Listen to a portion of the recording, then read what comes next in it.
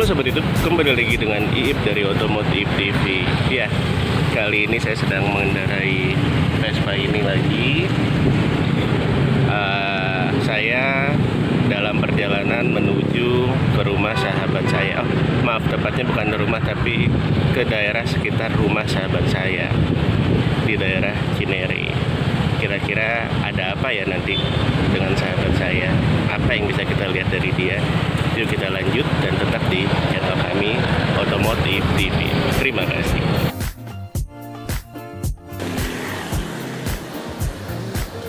Oke sahabat YouTube, akhirnya yang saya tunggu datang juga sahabat saya. Naik Vespa kesayangannya udah agak hancur sih, tapi masih oke.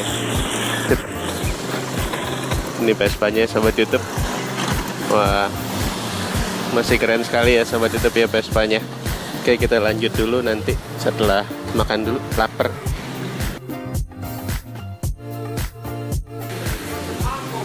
Oke sobat YouTube, kita udah selesai makan, masih hujan. Karena hujan kita nggak bisa test drive ya.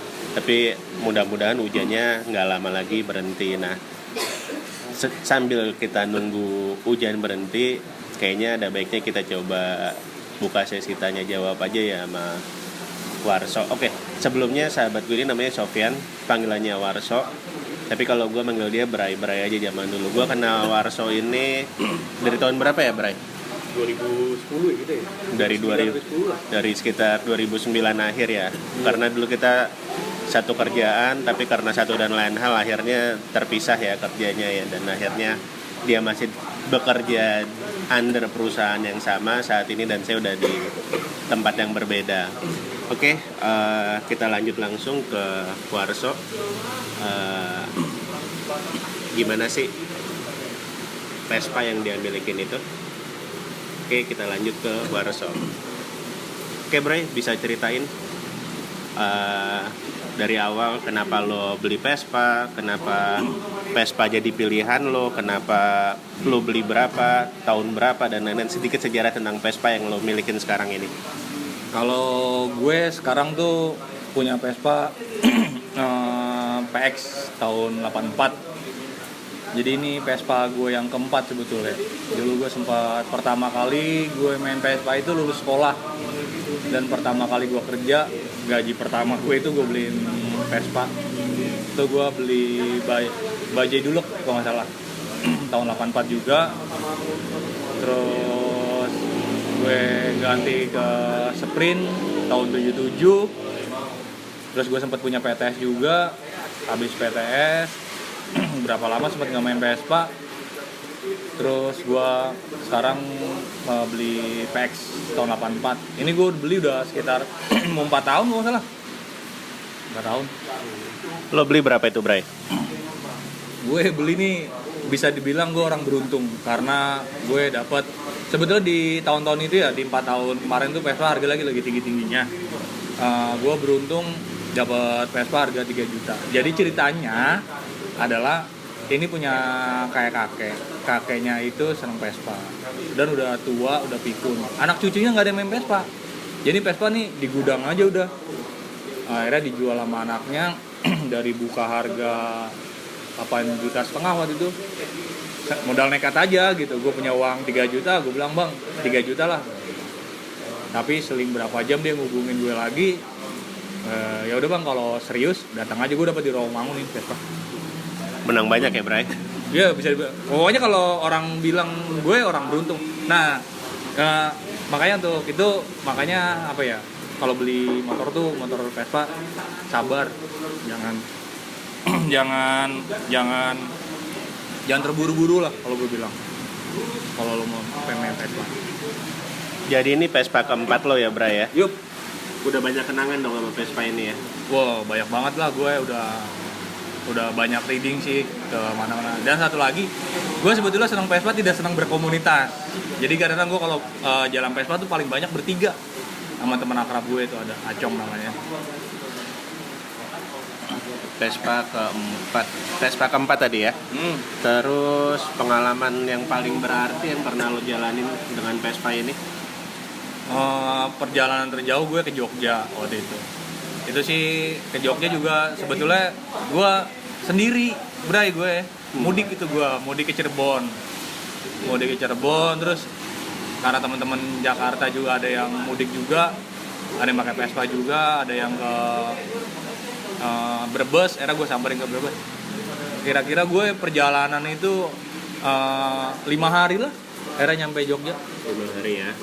Terus ada pengalaman yang wow nggak di jalanan gitu, yang membuat lo apa ya, ngerasa itu pengalaman lo paling keren dengan Vespa lo?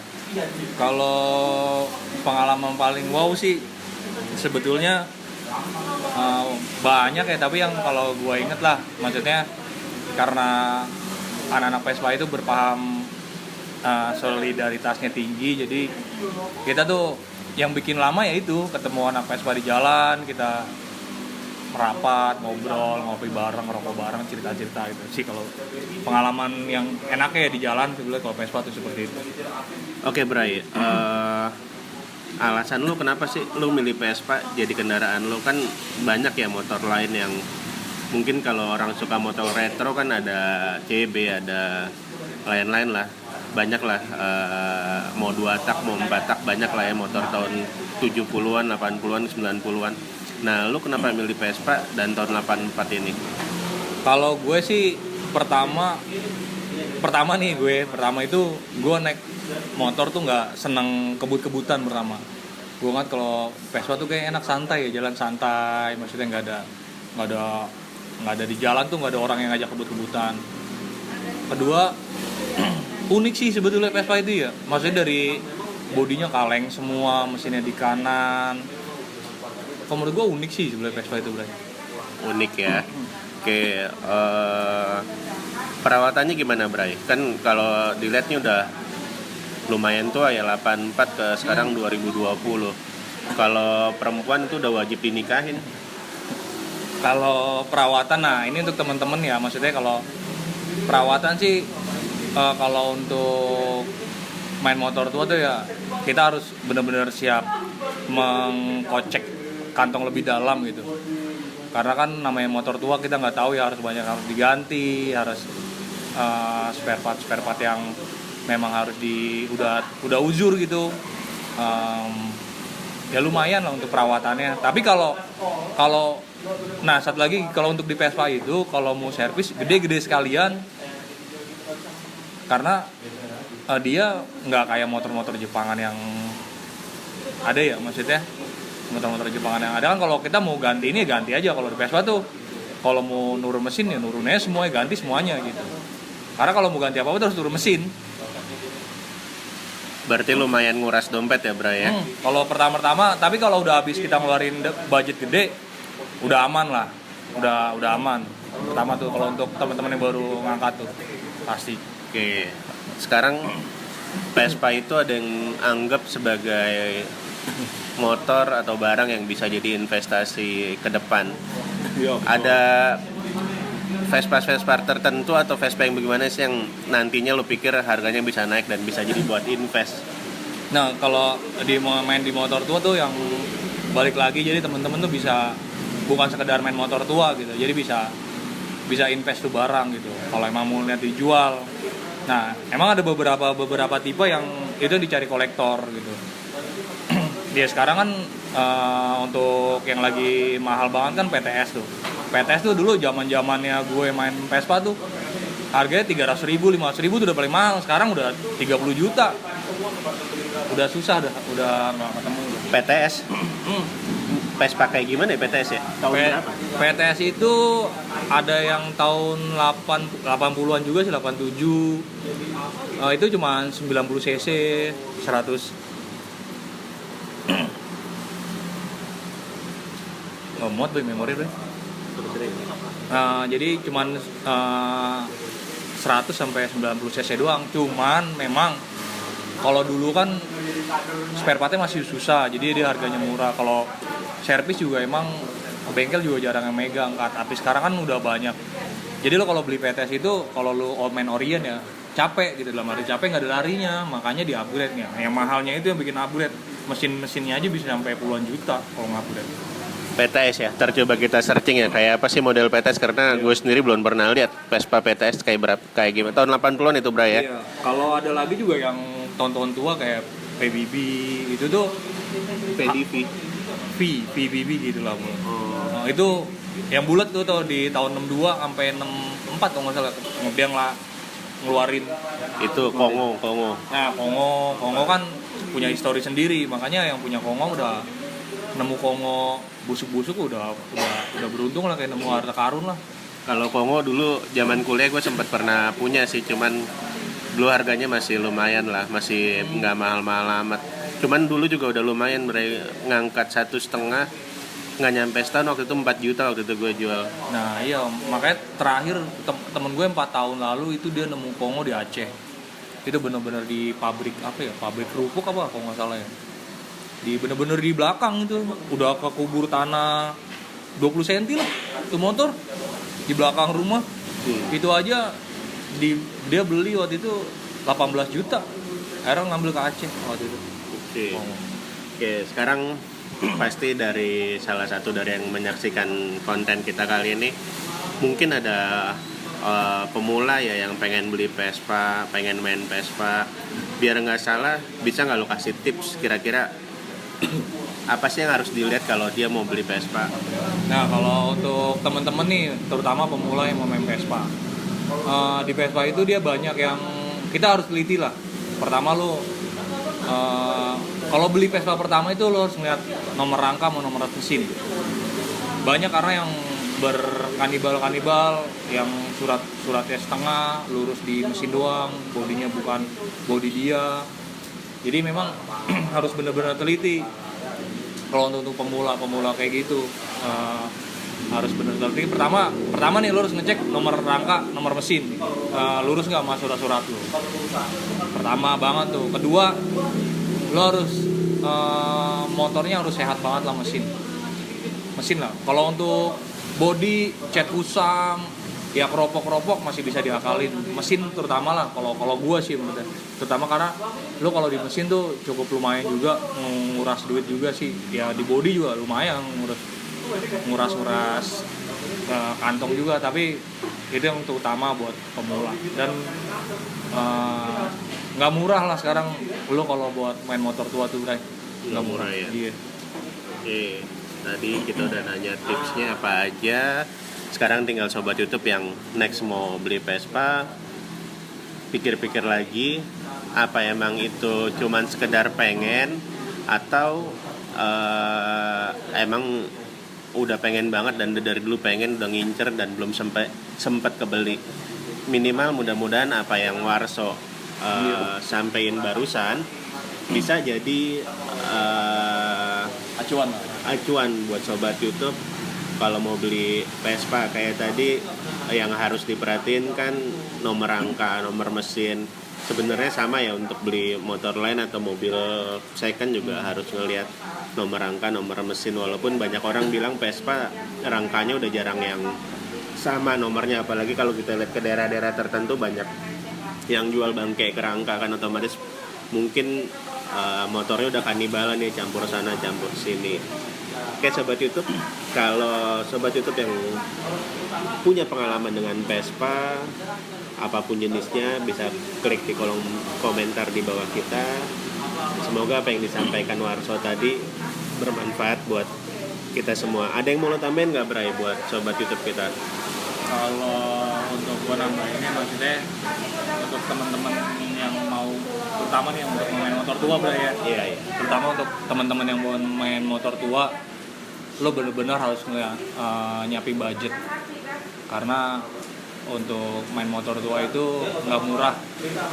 Karena sekarang juga spare part motor udah mahal. Kedua, satu lagi nih, lo kalau udah main motor tua, lo minimal harus pinter-pinter nyari bengkel, Bray. Iya. Bener. Betul. Ini pengalaman gue ya. Gue juga yang udah berpengalaman aja udah berapa kali kena gitu. Terutama Vespa. Gue sih mungkin sekarang ya kalau bengkel-bengkel Vespa sih sekarang udah alhamdulillah ya, udah jujur. Kita nggak tahu karena Vespa itu mesinnya di dalam semua. Kita nggak tahu barang orian, apalagi gue gitu. Jadi kalau di Vespa itu ada paham-pahaman ya, dalam arti tipe-tipe pemain Vespa tuh ada yang lo main Vespa aja, ada yang main Vespa Orion, ada yang main Vespa Racing gitu. Nah, kalau untuk yang main tipe-tipe Vespa aja sih masih aman lah kalau barang-barang lu dituker. Nah, kalau untuk lo yang main Orion gitu, tiba-tiba kipas manet lu yang Ducati tiba-tiba diganti merek lain gitu kan. Terus lu spool lu masih Ducati tiba-tiba udah berubah. Kita nggak tahu lagi kan gearboxnya atau apanya. Kayak gitulah pertama. Jadi lu harus bener-bener minimal bengkel tuh referensi temen banget lah. Jadi lu satu harga nggak ditembak, kedua juga aman Vespa lu.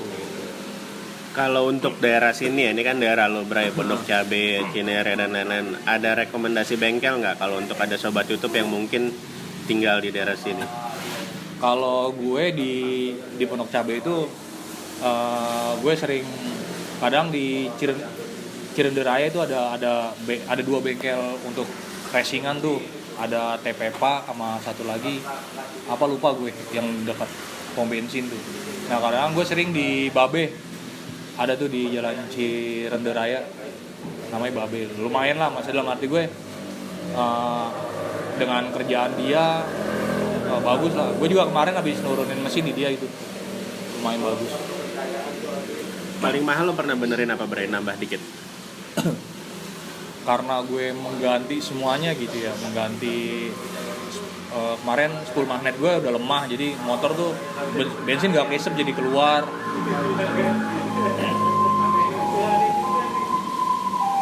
Nah kemarin gue cukup gede juga karena gue ganti kelahar bambu, ganti semua kelahar tuh gue ganti. Nah karena gue berpaham dengan Orion jadi cukup mahal barang-barang Orion yang gue pakai gitu sih gitu. Oke, sobat YouTube, sambil nunggu hujan, nanti kalau hujan udah reda kita coba untuk ambil gambar minimal gimana sih keadaan Vespa Warso ini secara minimal, secara look yang bisa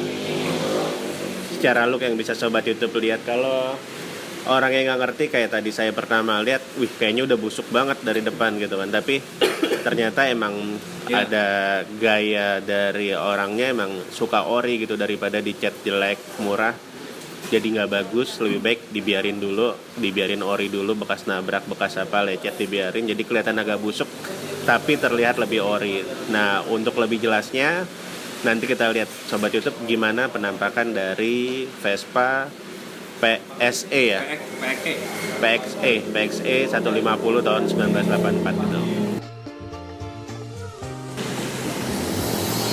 Oke sobat YouTube, ini penampakan Vespa dari sahabat saya, Vespa tahun 84, joknya masih 2, looknya masih sangat orisinil.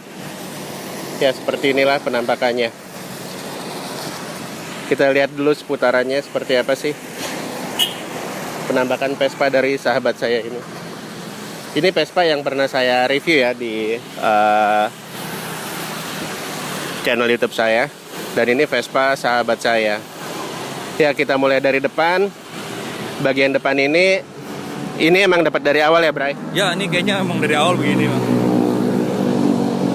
Dari awal spakbor depan emang udah begini dan dipertahankan karena emang nunggu dana cukup buat ngecat semuanya, karena ngecat yang bagus lumayan mahal. Dan ini juga dipertahankan tidak bayar pajak agar 2 huruf di belakang angka ini tetap, karena kalau kayak gitu udah 3 huruf jadi terlihat motor baru, sedangkan ini kan motor lama. Kalau dia balik nama jadi 3 huruf, bukannya nggak mau bayar pajak katanya, tapi mempertahankan 2 huruf dari platnya. Lampu sekilas tampak sama ya mas Sprint itu. Mungkin ada gen-gen orang tuanya, itu anaknya ini bapaknya kali ya. Ini udah pakai sen, sebelumnya pakai belum ya. Ini spion juga ori ya Bray? Ya spion ori. Lampu juga ori ya? Lampu ori. Ini kunci emang di sini ya Bray? Ya kunci di atas. Wah lucu ya. Ini indikator apa Bray? Mana? Yang ini hijau. Yang hijau nih lampu nih. Oh yang itu? Ini lampu apa ya? Lampu sen Oke. kayaknya, lampu sen deh. Ini speedometernya kenapa tadi, Bray? Speedometernya ini masih ori Paglia. Paglia itu kalau di googling tuh ada kelihatan nggak sih? Tuh. Paglia. Agak buram jadi nggak. Iya agak buram karena emang udah lama. Paglia itu biasanya speedometer yang dipakai untuk di mobil Ferrari. Oke. Gitu. Ini bagasi juga ori bawaan ya, Bray, Iya, bukan tambahan. Ori bawaan. Memang kalau untuk seri PX itu dia tahun-tahun PX ya. Maksudnya seri PX udah ada boknya udah di body. Ini apa, Bray? Mana ini? Iya. Ini kunci stang. Oh, kunci stangnya di situ tapi kunci motornya di sini ya. Lucu Bisa, juga. bisa. Oke, ini juga keunikan Vespa zaman dulu. Di sini dia koplingnya ya. Ini bukan rem ya. Jadi kalau kita mau masukin gigi, kita pencet kopling ini. Untuk gigi 1 kita tarik mundur, 2, 3, 4 kita maju. Nah, karena ini adalah kopling, maka rem belakang dia posisinya ada di kaki. Untuk sobat YouTube yang belum pernah nyoba Vespa lama, emang begini. Rem belakang ada di bagian kaki. Untuk jok belakang dipertahankan tetap 2 seat. Masih menggunakan oli samping. Dan ini juga salah satu dari keunikan Vespa zaman dulu, dia punya ban serep. Ukuran 10 ya, Bray? Ya, ban 10. Oke, ban 10 in. Ini juga bagian yang dipertahankan walaupun udah luntur catnya, dirapiin, diamplas biar rapi kelihatan, tapi dipertahankan keasliannya.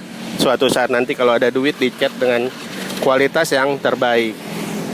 Kalau Vespa ini di bagian belakang ada, kiri ada ban serep. Kalau Vespa itu di kiri atau kanan nggak ada. Platnya emang nggak dipasang belakangnya. Di kiri bukan bagasi ya, Bray? Bukan. Oke. Perbedaan dengan Vespa Matic ini, kalau Matic mesinnya di kiri, kalau Vespa 2 tak ini mesinnya di kanan dan di sini ada kickstarter. Kalau yang Matic ini nggak ada kickstarter, jadi kalau mati ya udah wassalam. Oke, perbedaannya lagi tadi selain itu kopling. Kalau ini nggak ada kopling, lalu ini posisi mesin terbalik ya. Kalau itu di kanan, ini di kiri. Itu ada kickstarter, ini nggak ada. Oke, itu aja sih ulasan tentang Vespa. Mungkin kita coba dengerin. Ya. Kipasnya masih Ducati. Oh, tuh. Ternyata mesinnya masih ori ya. Kipasnya itu Ducati, bayangin. Ternyata Vespa zaman dulu mesinnya Ducati, kipasnya Ducati. Kipasnya keluaran Ducati. Kelihatan ya sobat YouTube ya, tulisannya Ducati ya. Nah, ini masih ori dan mahal ya, Bray? Ya kalau kipas sama seset sama spoolnya juga masih Ducati ya. Bisa di 2 jutaan lah kalau gue ngasih orang ngejual. Wow, 2 jutaan. Bensin sama oli di sini masih ya, bensin campur. Oke, itu aja, kita coba nyalain aja ya, Bray ya. Kita coba nyalain, dengar suaranya.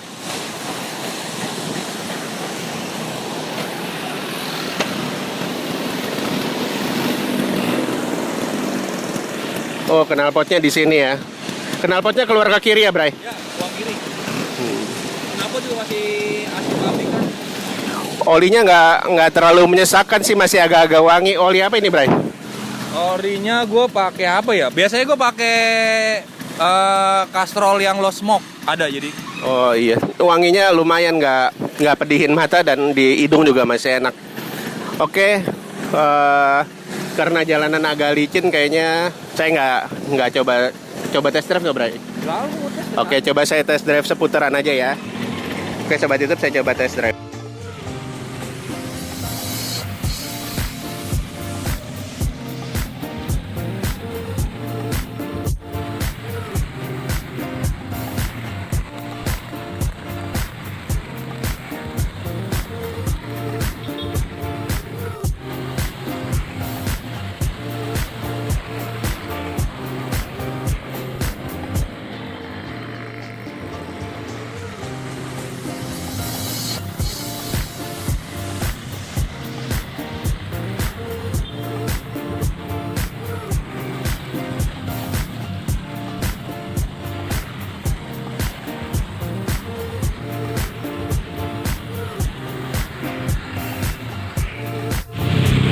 Oke, sobat YouTube, thank you, Bray ya. Oke sip. Sekian channel YouTube kita kali ini. Hasilnya cukup memuaskan. Vespa yang kelihatannya emang udah agak busuk, tapi akselerasi masih enak, rem belakang juga masih enak, agak kaget takutnya nggak ngerem, ternyata masih oke. Kalau ada komen, pendapat bisa dituliskan komentar. Mohon tanggapi dengan positif. Jangan lupa klik subscribe bagi yang belum dan klik like. Baik sobat YouTube, terima kasih dan sampai jumpa pada tayangan selanjutnya.